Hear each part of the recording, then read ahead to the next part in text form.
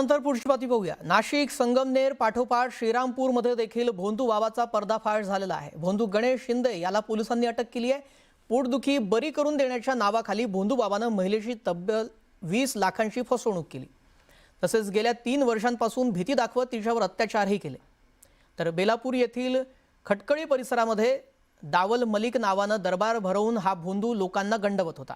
या प्रकरणामध्ये अंधश्रद्धा निर्मूलन समितीचे माजी जिल्हा संघटक देविदास देसाई यांच्याशी संवाद साधलाय आमचे प्रतिनिधी हरीश डिमोटे यांनी। पाहूयात।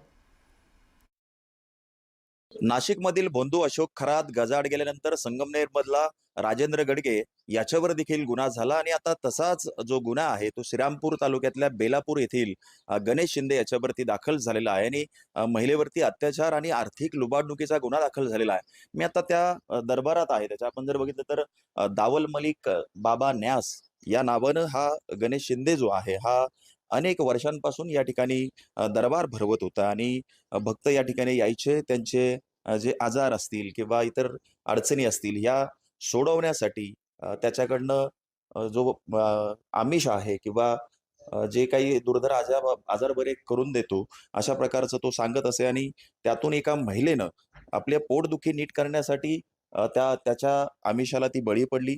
त्यानंतर त्याने तिच्यावरती वारंवार अत्याचार केले आणि जवळपास 18 ते 20 लाख रुपयांची जी फसवणूक आहे, जी आर्थिक लुबाडणूक आहे ती देखील त्याने केलेली आहे। काही ग्रामस्थ आपल्या सोबत आहे। खरं तर हा शिंदे जो आहे हा किती वर्षापासून हा गोरखधंदा करत होता आणि काय गावकऱ्यांचं तुमचं म्हणणं? हे बरेचसे 7-8 वर्षापासून या ठिकाणी त्यांचं एक विधी चालू होता। दर गुरुवारी इथे दरबार भरायचा आणि दावल मालिक म्हणून या ठिकाणी देवस्थान तयार केलं होतं।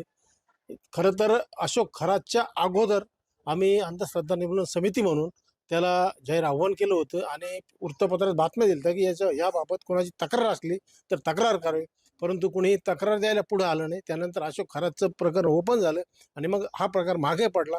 परंतु आता नुकतीच काल एका महिलेने त्याबाबत तक्रार दिलेली आहे आणि आणखी काही महिला पुढे येण्याची शक्यता आहे। म्हणजे बऱ्याच जणांची आर्थिक फसवणूक त्याने केल्याची शक्यता आहे आणि काही महिलांवरती देखील हो. अत्याचाराच्या घटना हां, हां. आणखी समोर येऊ शकतात। कारण या ठिकाणी महिला भाविक वर्ग जास्त मोठ्या प्रमाणात येत होता, त्यामुळे आणखी तक्रारी वाढण्याची शक्यता आहे। नक्कीच आपण बघितलं तर गेल्या 8-10 वर्षांपासून हा जो शिंदे आहे तो या ठिकाणी आपला गोरखधंदा चालवत होता। त्यातून महिलांवरती अत्याचाराचे देखील काही प्रकरण समोर येण्याची शक्यता आहे। एका महिलेने तक्रार दाखल केलेली आहे, तिच्यावरती अत्याचार केले गेले। त्याचबरोबर पोटदुखी बरं करून देतो च्या नावाखाली लाखो रुपयाची तिची फसवणूक झाली आहे। त्यामुळं आणखी काही प्रकरण आता दाखल होतात का हे पाहणं महत्त्वाचं ठरणार आहे। हरीश दिमोटे, न्यूज 18 मराठी, श्रीरामपूर, अहिल्यानगर। अहिल्यानगरमधील श्रीरामपूरमध्ये भोंदू गणेश शिंदेवर महिलेनं अत्याचार आणि आर्थिक लुटीचा गुन्हा दाखल केलाय। श्रीरामपूर पोलिसांनी भोंदू गणेशला अटक केली असून आणखी काही गुन्हे दाखल होण्याची शक्यता आहे। मात्र आपला मुलगा निर्दोष आहे असं म्हणत गणेशच्या आईने मुलाचा बचाव केला। त्यांच्याशी संवाद साधलाय आमचे प्रतिनिधी हरीश डिमोटे यांनी। ऐकूयात। असं फसवेगिरी चालू आहे, सगळी फसवायचं काम चालू आहे, हे बाकी काही नाही। हे फक्त माझ्या मुलाला फसवू राहिलेले आहे आणि हे काहीच नाही। 3 वर्ष गप कश काय बसली, हे आताच कस काय उघडकीस आणलंय ना, मग हिच्या मागं कोण आहे मला ते पाहिजे आणि सत्य समोर आणा, बाकीचं माझं काहीच म्हणणं नाही।